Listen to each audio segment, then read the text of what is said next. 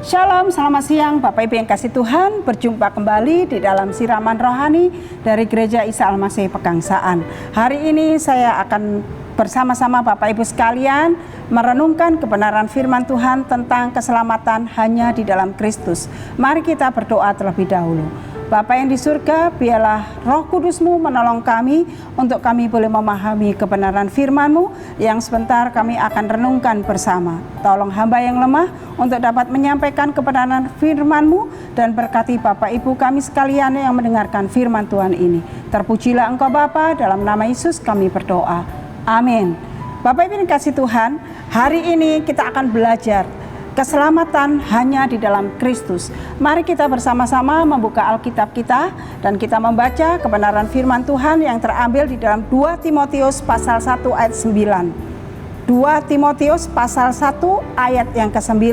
Demikian bunyi firman Tuhan. Dialah yang menyelamatkan kita dan memanggil kita dengan panggilan kudus, bukan berdasarkan perbuatan kita, melainkan berdasarkan maksud dan kasih karunia-Nya sendiri yang telah dikaruniakan kepada kita dalam Kristus Yesus sebelum permulaan zaman. Amin. Bapak Ibu yang kasih Tuhan, keselamatan memiliki arti yaitu dilepaskan atau dibebaskan dari hukuman, dari kutuk dan akibat-akibat dosa. Nah, keselamatan ini tidak dapat diraih dengan kekuatan kita sendiri, Bapak Ibu yang kasih Tuhan. Misalnya dengan berbuat baik, dengan beramal dan sebagainya. Hanya ada satu cara Bapak Ibu yang kasih Tuhan untuk memperoleh keselamatan itu, yaitu dengan percaya bahwa Yesus adalah Tuhan dan menerimanya sebagai Tuhan dan Juru Selamat kita secara pribadi. Itulah keselamatan Bapak Ibu yang kasih Tuhan. Namun Bapak Ibu yang kasih Tuhan, proses keselamatan tidak hanya berhenti di sini saja atau sekali langsung selesai. Tetapi Bapak Ibu yang kasih Tuhan, harus dikerjakan di sepanjang hidup kita. Bukan berarti Bapak Ibu yang kasih Tuhan, kita percaya Yesus, setelah itu selesai, saya selamat. Melakukan perbuatan dosa, melakukan hal macam-macam, saya tetap selamat. Tidak seperti itu Bapak Ibu yang kasih Tuhan. Tetapi ada proses yang membentuk kita untuk mengerjakan keselamatan itu. Karena Bapak Ibu yang kasih Tuhan, keselamatan itu memiliki dua sisi, yaitu sisi anugerah dan sisi ketaatan. Di dalam Filipus pasal 2 ayat 12 sampai 13 mengatakan demikian. Karena itu tetaplah kerjakan keselamatanmu dengan takut dan gentar, bukan saja seperti waktu aku masih hadir, tetapi terlebih pula sekarang waktu aku tidak hadir. Karena Allah lah yang mengerjakan di dalam kamu baik kemauan maupun pekerjaan menurut kerelaannya. Bapak Ibu yang kasih Tuhan, Paulus menyerukan supaya kita ini rajin dan bersungguh-sungguh di dalam kehidupan kekristenan kita. Bapak Ibu yang kasih Tuhan mengatakan bahwa kerjakanlah keselamatanmu. Di sini adalah keselamatan jiwa, bukan keselamatan secara fisik, tetapi keselamatan jiwa, di mana Bapak Ibu yang kasih Tuhan merupakan keselamatan kita yang secara abadi, yang secara kekal. Dan itu tidak bisa dilakukan dengan kekuatan kita sendiri, dengan melakukan hal-hal yang baik, tidak. Tetapi semua adalah campur tangan Tuhan yang menolong kita, yang menyelamatkan kita, yang mengasihi kita. Oleh sebab itu Bapak Ibu yang kasih Tuhan, Rasul Paulus mengingatkan kepada saya dan Bapak Ibu sekalian, supaya Bapak Ibu yang kasih Tuhan, keselamatan yang abadi ini kita miliki dengan hanya satu cara, menerima Yesus sebagai Tuhan dan Juru Selamatnya. Bapak Ibu yang kasih Tuhan, ini yang penting, yang perlu kita perhatikan. Keselamatan jiwa itu sangat penting Bapak Ibu yang kasih Tuhan, daripada keselamatan fisik. Kenapa?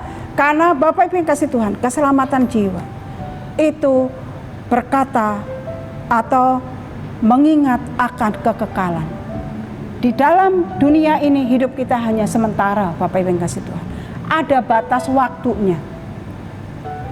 Di dalam Pemazmur mengatakan usia manusia itu 70 dan kalau kuat 80 tahun. Dan kebanggaannya apa? Penderitaan. Tetapi Bapak Ibu yang kasih Tuhan, hari ini kita diingatkan kembali. Keselamatan hanya ada di dalam Yesus Kristus. Ketika 70 sampai 80 tahun kita sudah habis dan lenyap dari dunia ini, kita mau kemana? Bapak Ibu yang kasih Tuhan, hanya ada dua tempat, surga dan neraka. Pertanyaannya, kita ada di mana? Nah, kalau hari ini di dalam seruan oleh Rasul Paulus yang ditulis di dalam 2 Timotius pasal 1 ayat 9 yang mengingatkan kita, menegur kita, dikatakan dialah yang menyelamatkan kita dan memanggil kita dengan panggilan kudus, bukan berdasarkan perbuatan kita, melainkan berdasarkan maksud dan kasih karunia-Nya sendiri yang telah dikaruniakan kepada kita dalam Kristus Yesus sebelum permulaan zaman.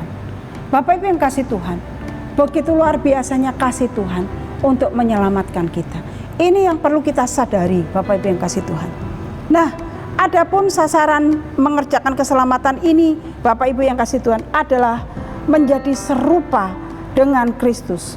Maka karakter kita pun harus berubah dan juga bertumbuh di dalam Dia.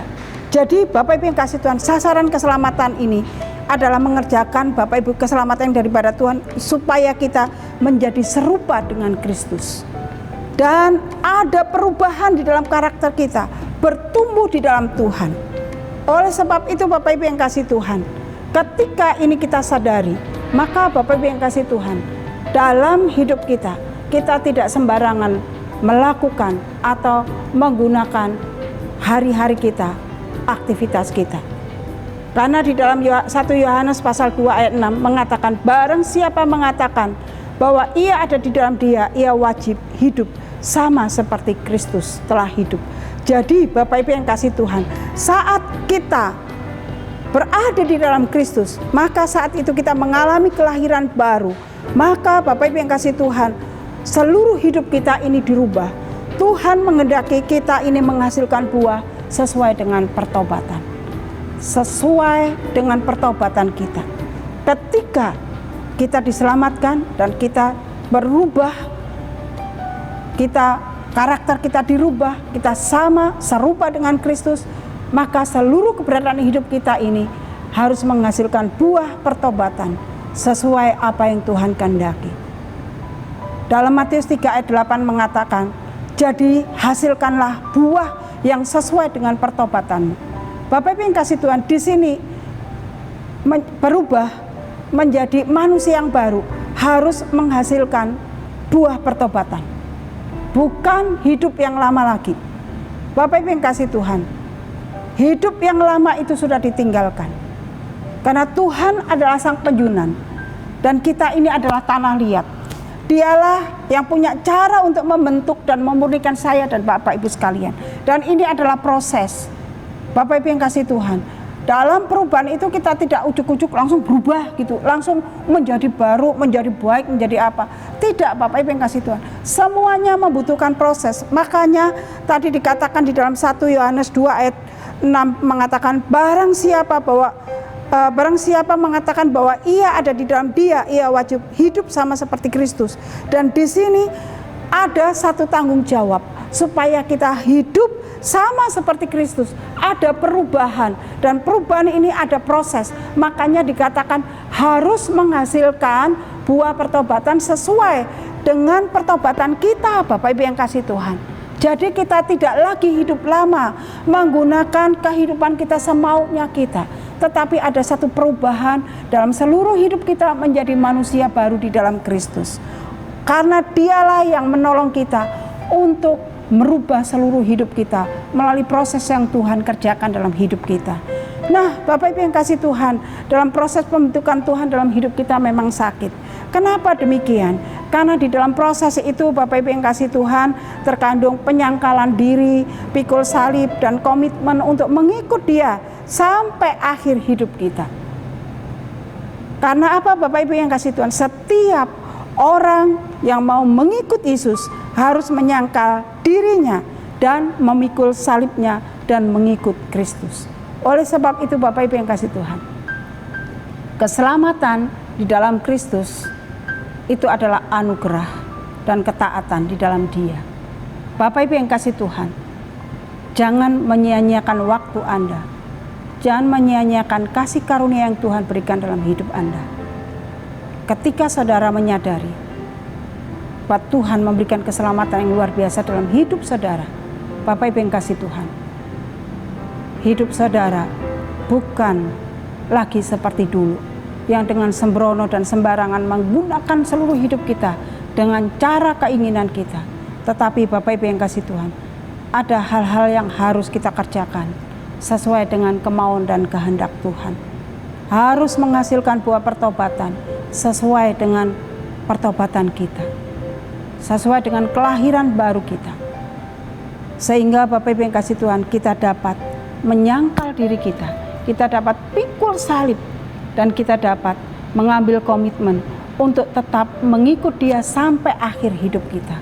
Sehingga kita mendapatkan satu kebahagiaan kekal, keselamatan kekal di dalam Tuhan. Bapak Ibu yang kasih Tuhan, hidup kita ini terbatas, tetapi ketika kita pulang, tidak ada batas waktunya. Kita akan bersama-sama dengan Bapa di surga dalam kekekalan. Oleh sebab itu, responi kebenaran firman Tuhan, dan mari kita menjadi pelaku firman, sehingga kita mengerti kebenaran firman Tuhan itu dengan baik, yang mampu mengubah kehidupan Bapak Ibu sekalian. Bapak Ibu yang kasih Tuhan, sebelum mengakhiri firman Tuhan ini, saya akan bacakan satu ayat yang menjadi penutup dalam kebenaran firman Tuhan ini, yang terambil di dalam Roma pasal 8 ayat 29. Sebab semua orang yang dipilihnya dari semula, mereka juga ditentukannya dari semula untuk menjadi serupa dengan gambaran anaknya, supaya ia, anaknya, itu menjadi yang sulung di antara banyak saudara. Saudara sudah dipilih oleh Tuhan menjadi anak-anak Tuhan. Oleh sebab itu, biarlah kita bersyukur karena kita ini menjadi milik Tuhan dan anak-anaknya Tuhan. Amin. Mari kita berdoa. Bapa yang di surga, kami bersyukur Tuhan sudah memilih dan menentukan dan membentuk kami untuk menjadi kepunyaan Allah sendiri. Oleh sebab itu, betapa luar biasanya kami ini mendapatkan anugerah dan kasih Allah yang luar biasa dalam hidup kami, sehingga kami boleh memperoleh keselamatan kekal di dalam Tuhan Yesus Kristus. Oleh sebab itu Bapa, bila Roh Kudus terus memampukan kami untuk kami boleh menjadi serupa dengan gambaran Allah Tuhan, anak Allah, sehingga kami boleh berubah seluruh kehidupan kami, dan kami boleh memuliakan Tuhan dalam seluruh keberadaan hidup kami, dan nama-Mu saja boleh dipermuliakan dan diagungkan melalui kehidupan kami.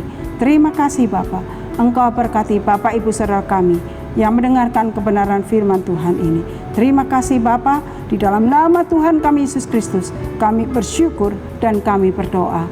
Amin. Tuhan Yesus memberkati, sampai ketemu.